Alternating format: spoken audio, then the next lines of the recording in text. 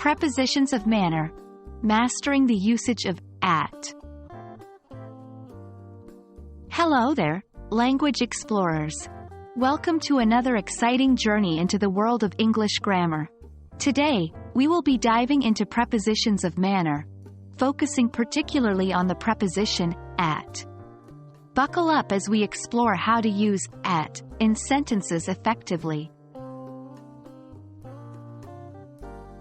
First things first, let's understand what at signifies as a preposition of manner. The preposition at is often used to indicate the way or manner in which an action is performed.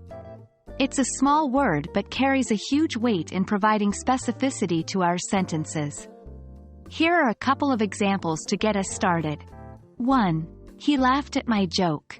2. She was good at playing the piano.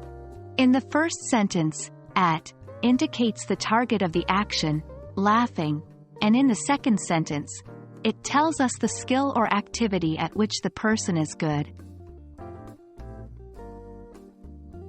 Moving forward, let's dive deeper into using at to indicate manner. Here are a few examples. 1. She shouted at him in anger. 2. He looked at me in surprise. In these sentences, at is used to link the verb shouted, looked, with the manner in which the action is done, in anger, in surprise. In addition to indicating manner, at is also used to show direction or target. Observe these examples. 1. He threw the ball at the window. 2. She gazed at the stars. In the first example, at shows the target, the window, of the action, through.